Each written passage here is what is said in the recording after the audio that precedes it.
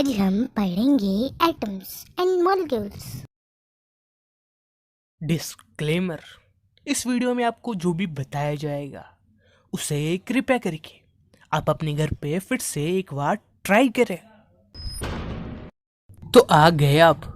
आज का हमारा चैप्टर है एटम्स एंड मॉलिक्यूल्स। तो शुरू करते हैं एटम से। मान लो कि हमारे पास ये एक मैटर का टुकड़ा है, यानी किसी चीज का टुकड़ा है।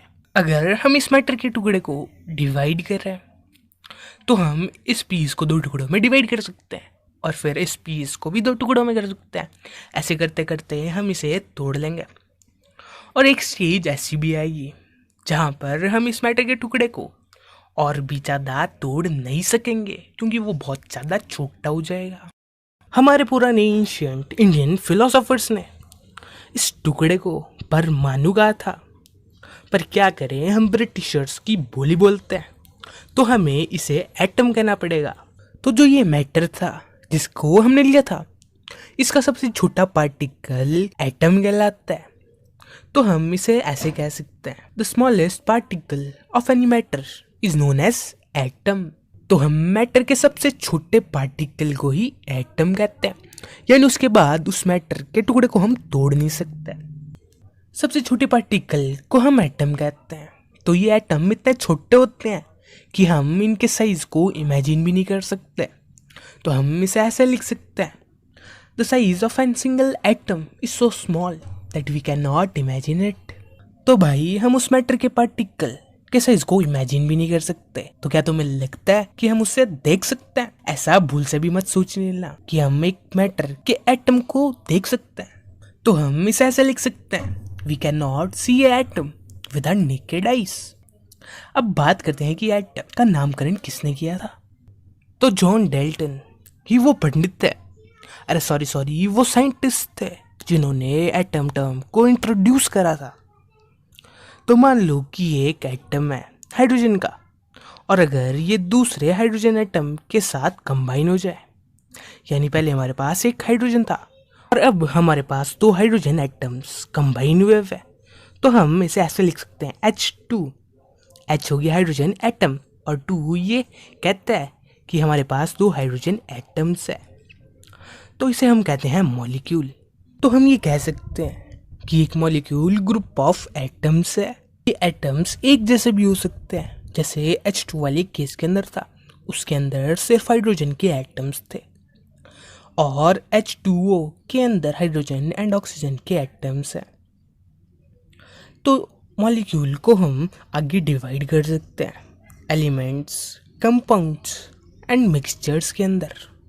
जब एक मॉलिक्यूल के अंदर सारे एटम्स एक जैसे होते हैं, जैसा कि हाइड्रोजन वाले केस के अंदर था, उसके अंदर सिर्फ हाइड्रोजन एटम्स थे, तो उसे हम कहते हैं एलिमेंट।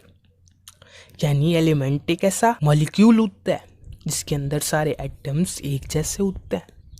इसके एग्जाम्पल हो गए hydrogen H2, chlorine Cl2, oxygen O2 and etcetera. ये हो गए एलिमेंट्स।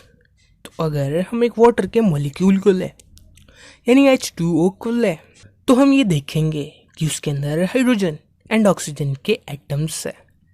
तो हम ये नहीं कह सकते कि इसके अंदर सभी एटम्स एक जैसे हैं, तो हम ये कहेंगे कि ये अलग अलग एटम से बना हुआ है। तो इसे हम कहते हैं कंपाउंड, जो कि अलग अलग एटम से एक मॉलिक्यूल बना हुआ होता है। तो हम ये कह सकते हैं कि हर एक एटम के पास अपना अपना मास होगा। तो H2O के अंदर दो हाइड्रोजन के एटम्स है एंड एक ऑक्सीजन का एटम है। तो हाइड्रोजन का मास होता है 1 AMU। AMU यानी एटॉमिक मास यूनिट। जैसे कि हम नॉर्मली kg का यूज़ करते हैं, वैसे हम जो एटम का मास होता है उसे मेज़र करने के लिए AMU यूज़ करते हैं। अब हम रेशियो बाई मास निकालेंगे।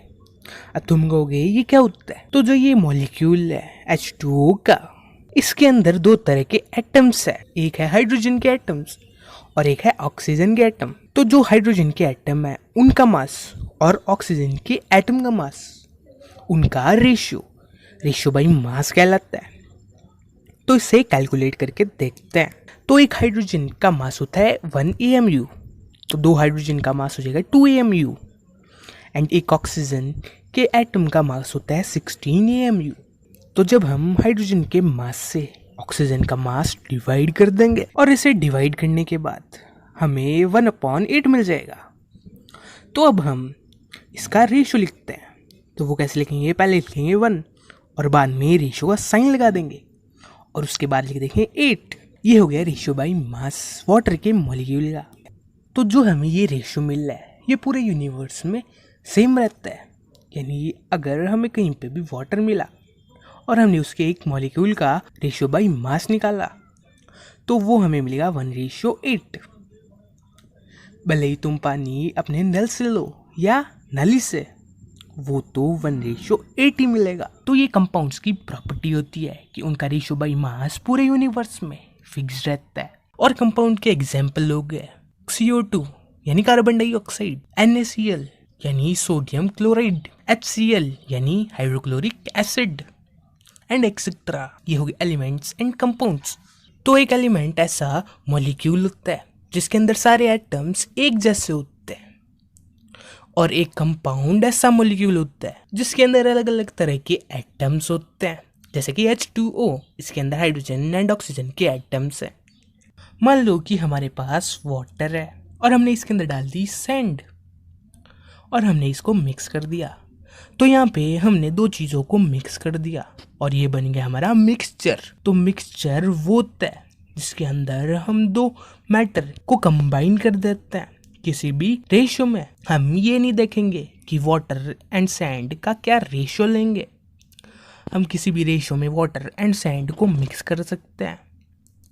तो इन्हें ही कहते हैं हम मिक्सचर्स, जिनके अंदर हम ऐसे ही दो चीज़ों को मिक्स कर देते हैं बिना किसी रेशियो का ध्यान रखते हुए। तो हम इसे ऐसे डिफाइन कर सकते हैं, when two or more than two types of matter combine with each other in any ratio then there forms a mixture। जब दो मैटर या दो से ज़्यादा मैटर एक दूसरे में अंदर, क्या बोल रहा हूँ, एक दूसरे के अंदर कंबाइन हो जाते हैं तो उसे हम मिक्सचर कहते हैं। और यहाँ पे हम किसी रेशियो का ध्यान नहीं रखते, वो किसी भी रेशियो के अंदर मिक्स हो सकते हैं। मिक्सचर के एग्जाम्पल्स हो गए mixture of sand and water, mixture of sugar and water, mixture of salt and water and etcetera. तो ये हो गए एटम्स एंड मॉलिक्यूल्स। अब इस एपिसोड में इतना ही पढ़ेंगे, अब पढ़ेंगे अगले एपिसोड में, तो जल्दी आ जाना।